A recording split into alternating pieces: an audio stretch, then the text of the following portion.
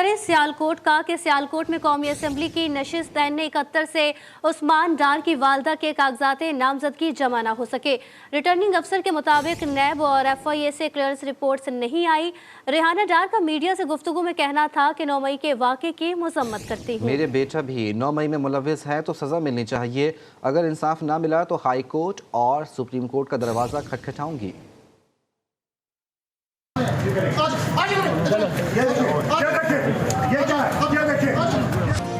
Cipher case میں رہائی کے بعد 9 مئی کے مقدمے میں گرفتاری۔ سابق وزیر خارجہ شاہ محمود قریشی کو راولپنڈی پولیس نے اڈیالہ جیل کے باہر سے پھر دھر لیا، تھانہ RA بازار منتقل۔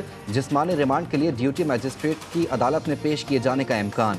شاہ محمود قریشی کہتے ہیں ظلم نا انصافی، سپریم کورٹ کے آرڈر کا مذاق اڑایا جا رہا ہے، مجھے بلا وجہ سیاسی انتقام کا نشانہ بنایا جا رہا ہے۔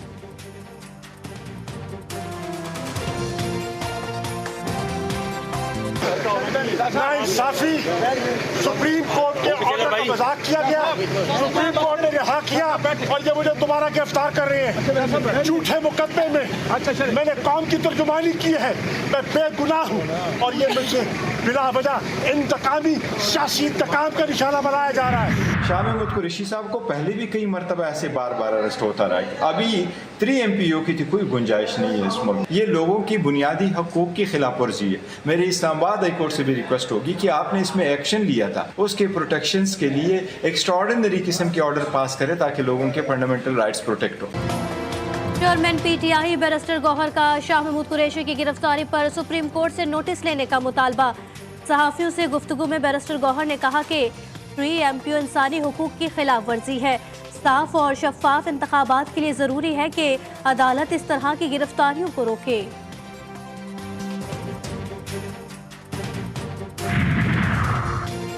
بانی PTI کی الیکشن لڑنے کی امیدیں دم توڑنے لگیں۔ سپریم کورٹ میں سزا معطلی کی درخواست فوری سننے کی استدعا مسترد، 3 رکنی بینچ دستیاب نہیں۔ چھٹیوں کے بعد 3 رکنی بینچ کیس کو سنے گا۔ قائم مقام چیف جسٹس کے ریمارکس۔ جسٹس اطہر من اللہ نے کہا سزا معطل ہونے پر پورا فیصلہ معطل ہو جائے، ایسی کوئی نظیر نہیں۔ آپ ایک ایسی چیز چاہتے ہیں جو پاکستان کی تاریخ میں کبھی نہیں ہوئی۔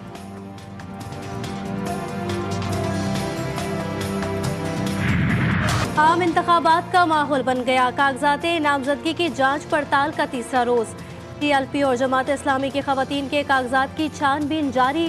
بلاول بھٹو کے NA127 سے کاغذات نامزدگی پر اعتراض عائد اور بلاول بھٹو نے کاغذات میں پیپلز پارٹی پارلیمنٹرین سے وابستگی ظاہر کی۔ بلاول چیئرمین پیپلز پارٹی اور آصف زرداری صدر پیپلز پارٹی پارلیمنٹرینز ہیں، دونوں الگ سیاسی جماعتیں ہیں۔ درخواست میں موقف اور PPSC سے مریم نواز کے خلاف اعتراض داخل۔ جعلی دستخط کا الزام لگایا کہ مختلف مقدمات میں سزا یافتہ کاغذات مسترد کیے جائیں۔ درخواست کا متن NA122 سے بانی PTI کے کاغذات نامزدگی پر اعتراض دائر۔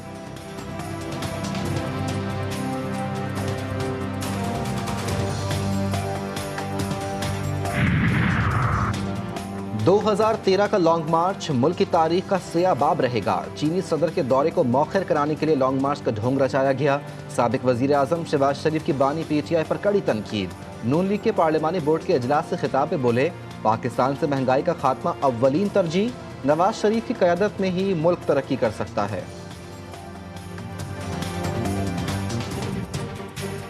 یہ جو مہنگائی کا طوفان پچھلے 5 سال چلا، میں اس کی تفصیل میں نہیں جانا چاہتا۔ اس میں کمی لانے کے لیے انشاءاللہ نواز شریف دن رات ہم سب مل کر محنت کریں گے۔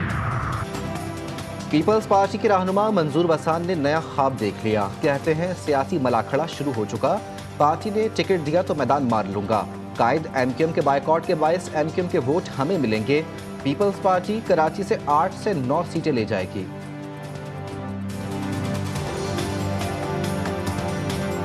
اب مجھے نظر آ رہا ہے کہ پیپلز پارٹی کم از کم 8 سے 9 سیٹیں نیشنل اسمبلی کی لے جائے گی۔ بلاول بھٹو زرداری صاحب، یونین کاؤنسل ایسی نہیں ہے جو یہ ماڈل کے طور پر دکھا سکیں کہ یہ آئیڈیل یونین کاؤنسل ہے جہاں پر پینے کا صاف پانی آتا ہو گھر میں۔ نہیں کہہ سکتے لاہور میں کہ شہر والوں ہمیں ووٹ دو پیپلز پارٹی کو، ہم لاہور کو کراچی جیسا بنا دیں گے۔